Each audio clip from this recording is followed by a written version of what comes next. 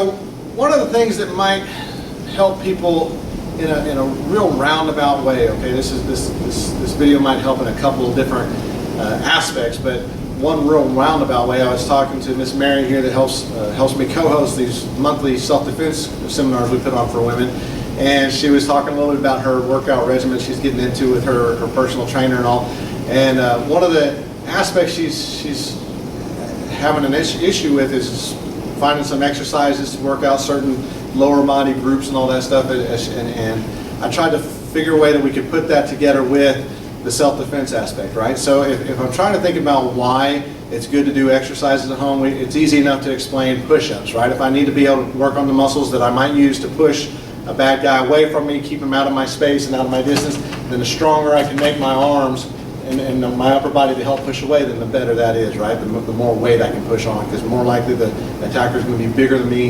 have more mass than me, maybe be stronger than me, so I need to be able to do that. Sit-ups, for a lot of the moves we do, our core muscles come in real handy for a lot of the twists. We're going to be doing a lot of the wiggling and all that stuff. Instead of just staying stagnant, we're going to use those core muscles a lot. This drill here helps in a couple of different ways, right? It will help build up some of those glutes and leg muscles a little bit, and it will help reinforce that front kick, that real easy standard kick we'll use that we'll teach in the class is a basic thing. If I wanted to be able to keep that person away from me, use my longer legs than my arm, that front kick's a real basic kick we use, right? We utilize. But if I want to practice that at home, practicing it in slow motion helps in a lot of different ways, right? I don't want to just, the only time I'm practicing it, have it be fast and with poor technique and kicking down like squirrels level down there, right? Because then that's what my muscles are going to remember when I need to use it. So I want to get used to practicing it with good technique and kicking out at a level I might use. If I'm going to kick it, I might put it in someone's groin or someone's stomach. So I need to get used to bringing my knee that high and being able to kick out that high, right? So I would suggest if you're going to work out at home, here's a good drill for it. Maybe do some stretches for your legs, a little bend down, try to touch your toes for a few seconds, 10, 12, 15 seconds, however long you can hold that. Do something to work those, stretch those back muscles out there. And then either have a wall, chair, a couch, something like that, a counter that you can hold on to. This is something I'm not worried about for balance, but hold on to it and then work on a front kick in slow motion, right? Maybe at first you just get used to, I'm going to bring my knee up, push my foot out, bring it back, put it down. Something slow like that where it's about 1 second worth of each move, okay? As you're doing that though, I would recommend get used to this weird foot position we work on in class 2, right? I don't want to point my whole foot and my toes because I'm not trying to kick up, right? I don't want to kick in his pelvic bone and shatter the top of my foot. I'm not pulling my whole foot back too. I don't want my heel to be the furthest thing out there. I don't want to hit him with a flat foot. So I'm pointing my foot but pulling my toes back so that I drive the ball of my foot underneath my big toe into him. So this is a good chance for you to practice it in slow motion and get in that weird foot position. Even if you have shoes on, I don't want my toes hitting the bad guy. I want the ball of my foot hitting the bad guy. So I'd say start at that level. Try to just do it a few times like that. Get used to it because again, we're not used to using our feet and our legs like this. We walk, maybe we jog, maybe sometimes we skip or hop with our kids or something like that, but we're not used to doing weird motions with our feet and our legs. The more comfortable we get using them, the more comfortable we'll be able to use them in a self-defense situation, right? Also, this works on some muscles, some muscle groups and all that will help you feel a little bit more comfortable and confident in yourself. The stronger you feel, the higher you hold your head, the more you pull your shoulders back as you're walking around, you no longer look like a victim. You look like somebody who can take care of themselves or is more confident in themselves. So remember, that's what we're trying to avoid. An attacker wants to pick someone to be a victim. They don't want an opponent. As soon as you start carrying yourself a little bit taller and you're more aware of your scenario, the situations around you and all that stuff, then the less of a victim you look like, right? So working on these body muscles and all that in this way might help build that confidence and that comfort level in you as well, right? But it also reinforces this kick and getting used to our legs.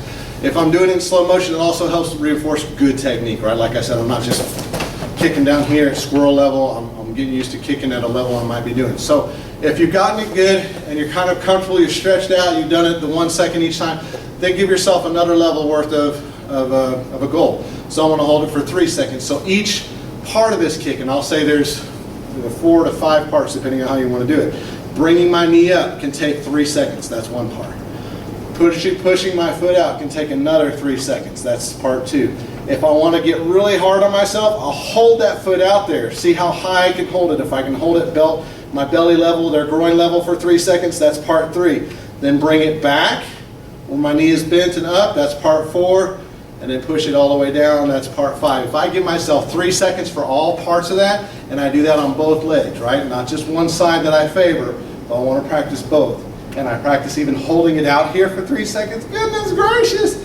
Your body will start shaking for a little while. That's a workout. It's not a cardio workout you're going to feel, but you will feel it, right? You're not going to be breathing hard and heavy probably after it, but you will feel it in those leg muscles, those glutes, and all the things that you're going to need to work out for this, right?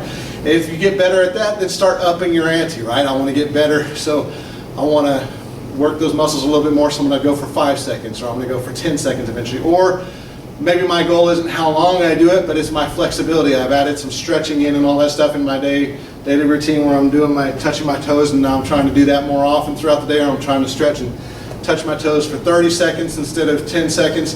And then as I do this kick, I'm not going to be satisfied if it's here at groin level, but my goal would be, I want to see if I can get it up to head level. Not that I would use it at somebody's head level in a true self-defense situation where I'm wearing jeans and I haven't stretched today or anything like that, but it's just a workout goal of mine, okay?